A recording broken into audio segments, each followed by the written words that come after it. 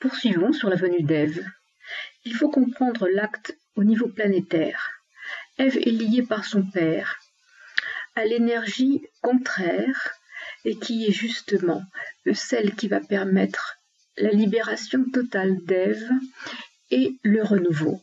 C'est considérable, c'est la plus grande bataille qui soit.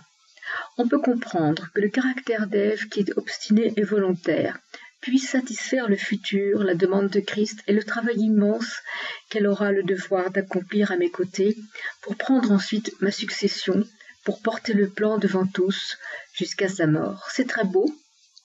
Et ce que l'on peut comprendre aussi, c'est que ces énergies en contradiction, justement, celle du Père, celle du Christ, obligent Ève à s'en séparer. La stratégie. Dans les messages que Christ m'a donnés, il était demandé que je exprime clairement la pensée du Christ concernant le Père d'Ève. Cela a été clairement écrit sur le site clédufutur-jeunesse.fr parce qu'il fallait que lui-même le lise. Donc nous avons accompli un acte stratégique, provoquant ainsi sa colère. Cette colère que l'on a fait croire à Ève se manifestant aussi devant elle, en fait, il n'en sera rien. Elle va venir sans avoir besoin de l'affronter. Tout est construit dans le subtil, dans l'intention du Christ qui n'est pas dévoilée dans l'instant, mais qui nous pousse, nous, ses disciples, ses chevaliers, à accomplir son ordre sans jamais en douter. Ève, par son caractère puissant, va donc pouvoir accomplir son œuvre, mais pour autant ce caractère dans sa personnalité pas encore dégagé est un obstacle, il faut le reconnaître. Nous avons dû aussi reconstruire le lien d'amour parce que lorsqu'elle a eu 12 ans, elle est partie chez son père de nombreuses années jusqu'à aujourd'hui.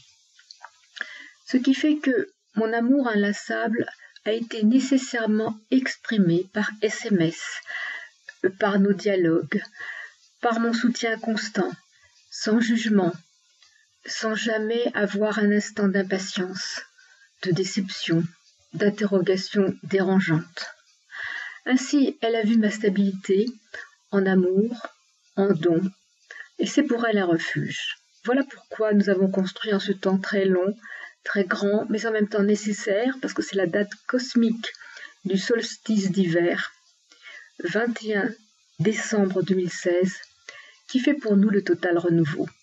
Il ne sera pas vu par tous, parce qu'il est très difficile à comprendre ce renouveau qui est l'expression du Christ, son triomphe exprimé par ceux qui portent son énergie, qui ont la pureté en eux, c'est-à-dire la conscience complètement ouverte à sa demande dans l'acceptation totale, l'humilité, mais principalement la joie. Et cette joie ne me quitte pas. Ève la ressent comme tout ce qui m'approche, et c'est très beau, c'est aussi ma force, c'est celle du Christ. Il m'a été demandé d'accomplir des actes qui soient en unité avec Ève, notamment dans la montée de pleine lune, de nouvelle lune, et dans les 3 jours qui suivaient également les nouvelles lunes et les pleines lunes.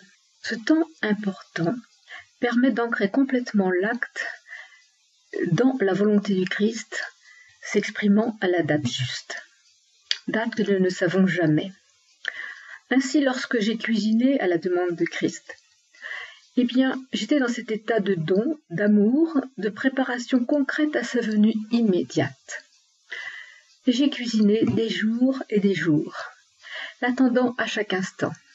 C'est cela, préparer la venue d'Ève, construire le plan. Tous mes actes portent la volonté du Christ et construisent dans le subtil ce qui va faire la victoire. Nous sauvons Ève de l'horreur, a dit souvent Christ. Que va-t-il se passer en France? Beaucoup d'actes très très difficiles. Et justement, hier, 18 décembre, j'ai reçu 3 messages de Maître Saint-Germain extrêmement importants, préparant la France à son devenir. Ils seront mis en ligne dans quelques heures, dès que je pourrai avoir accès à Internet. Internet a été coupé depuis le début novembre 2016, afin que je puisse me consacrer totalement à la respiration d'amour, au plan, à la venue d'Ève. Aujourd'hui, il m'est demandé de remettre en route la connexion et je vais donc avoir un réparateur qui va venir dans l'instant. Tout est construit sans que même moi, j'ai besoin d'inscrire un calendrier personnel. Les anges se chargent de faire venir les colis, les offrandes à l'heure juste, préparant ainsi le lendemain, l'instant présent, sans même que j'aie à m'en préoccuper.